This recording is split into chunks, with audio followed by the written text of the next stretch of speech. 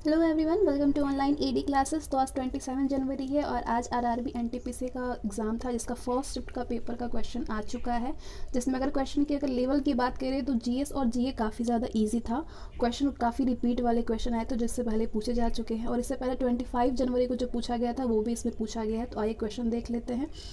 एक क्वेश्चन पूछा था ALU का फुल फॉर्म, जो कि 2 से 3 बार पूछे जा चुके हैं ये फुल फॉर्म। तो फुल फॉर्म तो ज़रूर से याद कर लीजिए। अब क्वेश्चन का एनालिसिस देखते रहिए। एनालिसिस से काफ़ी सारे क्वेश्चन रिपीट होते हैं, जिससे कि क्वेश्चन तैयार हो जाता है एनालिसिस देखने से। तो ALU का फुल फॉर्म होता है एरिथमेटिक लॉजिक यूनिट।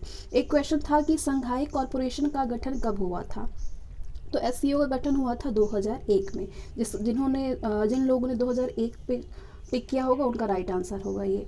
इसके बाद एक क्वेश्चन था हिस्ट्री से, बाबरनामा पुस्तक किस भाषा में लिखी गई थी। बाबरनामा जो पुस्तक है वो तुर्की लैंग्वेज है, फारसी भाषा में लिखी गई थी। तो जिन लोगों ने फारसी भाषा पे किया होगा वो उनका राइट आंसर होगा। एक क्वेश्चन था सबसे ज़्यादा प्रति व्यक्ति आय यानी पर कैपिटा इनकम किस राज्य की है। तो सबसे ज़्यादा पर कैपिटा इनकम जो है गोवा राज्य की है। तो गोवा आंसर जो है वो राइट होगा। इसके बाद पूछा था कंप्यूटर से, CPU को कंट्रोल कौन करता है। तो CPU को कंट्रोल करता है CU, कंट्रोल यूनिट। क्वेश्चन पूछा था बायोलॉजी से कि पैरों के जोड़ों में कौन सा लिक्विड फ्लो होता है। तो पैरों के जोड़ों में कौन सा लिक्विड फ्लो होता है, साइनोवियल फ्लूइड होता है। ठीक है, जो पैरों का जोड़ होता है ग्रीस, उसमें साइनोवियल फ्लूइड होता है। यूएनओ के अध्यक्ष किस देश के हैं। तो यूएनओ के अध्यक्ष कौन है, एंटोनियो गुटेरस हैं। तो CEO अध्यक्ष, महासचिव, ये सारे आपको बहुत अच्छे से याद होना चाहिए। यूएनओ तो बिल्कुल रट के घोट डालिए, क्योंकि यूएनओ का क्वेश्चन हर शिफ्ट में पूछे जा रहे हैं। अभी तक 28 से जब से एग्ज़ाम स्टार्ट है तब से पूछे जा रहे हैं। तो यूएनओ बहुत ही इंपॉर्टेंट टॉपिक बन गया है। यूएनओ के अध्यक्ष जो है एंटोनियो गुटेरस, वो किस देश से हैं। तो वो पुर्तगाल से हैं। अगला क्वेश्चन हिस्ट्री से था, खिलाफत आंदोलन कहाँ से शुरू हुआ। खिलाफत आंदोलन जो है बम्बई से शुरू हुआ। तो जिन लोगों ने बम्बई पे टिक किया होगा वो उनका राइट आंसर होगा। बायोलॉजी से क्वेश्चन था कि बोन्स के अंदर जो तरल पदार्थ है वो क्या होता है। तो बोन्स के अंदर, हड्डियों के अंदर जो तरल पदार्थ होता है वो बोन मैरो कहलाता है, बोन मैरो होता है। पटना कलम किससे संबंधित है। ये आर्ट एंड कल्चर का क्वेश्चन पूछा था। पटना कलम जो है वो बिहार की चित्रकला से संबंधित है। तो ये राइट आंसर होगा। जिन लोगों ने बिहार की चित्रकला पर टिक किया होगा वो उनका सही होगा। एक क्वेश्चन था बीजेपी ने लोकसभा में कितनी सीटें जीती थी। तो बीजेपी ने लोकसभा में 303 सीटें जीती थी। ये इसका राइट आंसर है।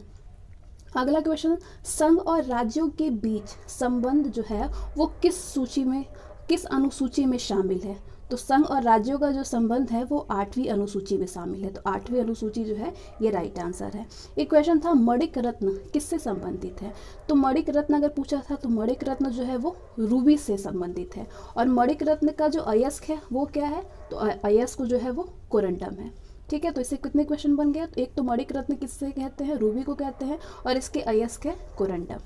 एक पूछा था जो हिंदू विधवा पुनर्विवाह हुआ था वो किसके समय लागू हुआ। तो हिंदू पुनर्विवाह जो था नियम वो लॉर्ड कैनिंग के समय लागू हुआ। तो लॉर्ड कैनिंग इसका राइट आंसर होगा। आगे क्वेश्चन था किस देश के राष्ट्रपति ने पहला अंडर वाटर सबमिट किया।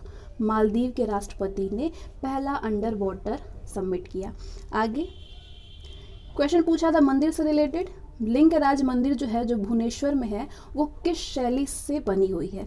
तो जो लिंगराज मंदिर है भुवनेश्वर में वो उड़िया शैली से भी बनी है और कलिंग शैली से भी। तो आपके ऑप्शन में जो भी होगा वो, अगर उड़िया शैली होगा तो वो भी राइट आंसर होगा, और अगर कलिंग शैली पे आपने टिक किया होगा तो भी उसका सही होगा। तो यहाँ से आप देख लीजिए जो लिंगराज मंदिर है वो भुवनेश्वर में स्थित है और ये किस शैली से बनी है, उड़िया शैली से और कलिंग शैली से बनी है।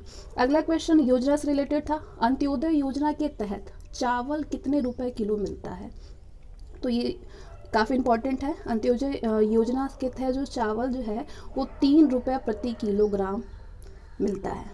ठीक है, आगे एक क्वेश्चन था प्रदूषण से, वायु प्रदूषण, एयर पॉल्यूशन जो होता है वो सबसे ज़्यादा किससे होता है। तो ये आपके ऑप्शन पे डिपेंडेड है।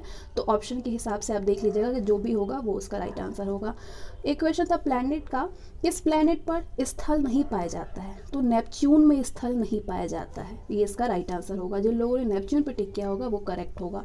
एक क्वेश्चन था, national express highway east to west corridor जो है वो कहाँ से कहाँ जोड़ती है। National express highway east to west corridor कहाँ से जोड़ती है, कहाँ से कहाँ तक, तो ये पोरबंदर से सिलचार को जोड़ती है।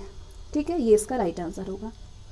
अगला क्वेश्चन, रोड्स और कोन सेल किस में पाया जाता है। तो रोड्स और जो कोन सेल होता है ये आँखों से संबंधित है, तो इसका आंसर जो होगा वो आँख होगा। तो जिन लोगों ने आँखों से रिलेटेड ऑप्शन पे टिक किया होगा वो उनका करेक्ट आंसर होगा।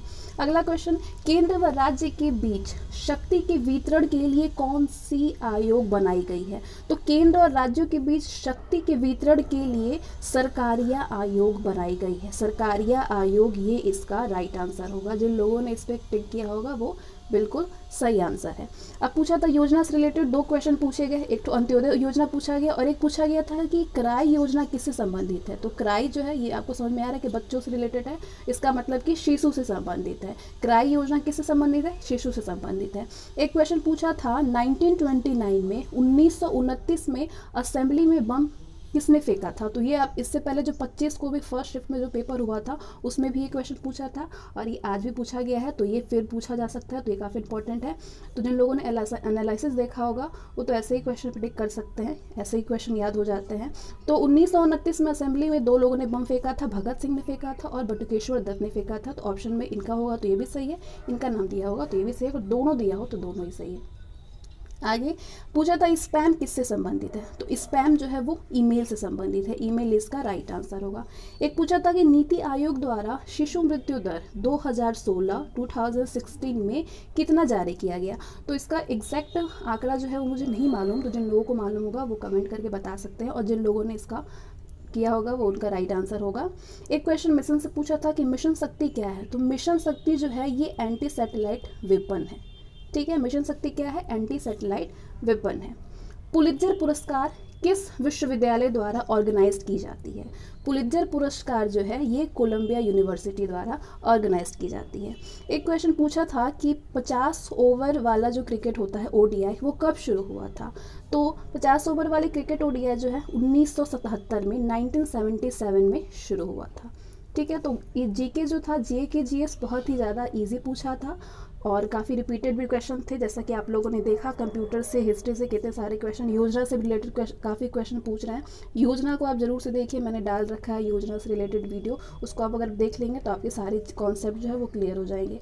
अगर मैथ की बात करें तो मैथ ईजी टू मॉडरेट था, ईजी ही था। टाइम एंड वर्क से 1 क्वेश्चन पूछे थे, मेंसुरेशन से 2 क्वेश्चन पूछे थे, टिग्नोमेट्री से 2 से 3 क्वेश्चन थे, और टिग्नोमेट्री में 1 क्वेश्चन ऐसा था जो कि काफ़ी लेंदी था, तो वो काफ़ी लोगों का फंस गया होगा।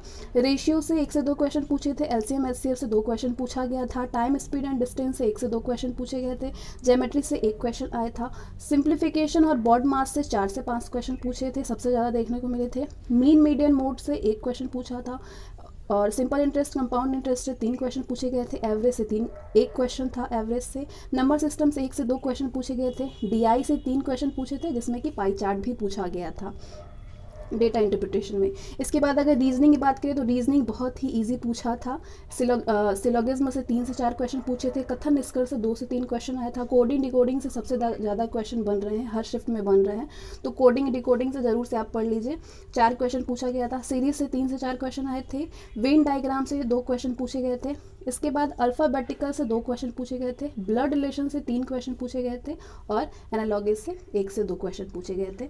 तो पेपर का लेवल अगर आज था तो इजी टू मॉडरेट ही था, क्योंकि मैथ्स में कुछ क्वेश्चन लेंदी थे और जीएस और जीके बहुत ही अच्छा आया था, रीजनिंग बहुत ही ईजी था। तो आई होप आप लोग अच्छे से किए होंगे क्वेश्चन पेपर। इसके बाद अगले शिफ्ट अगर मिलता है क्वेश्चन तो मैं उसको भी अपलोड करूँगी। तो फिर मिलते हैं अगली वीडियो में। ऐसी वीडियो पाने के लिए चैनल को सब्सक्राइब करिए, वीडियो पसंद आए तो लाइक करिए।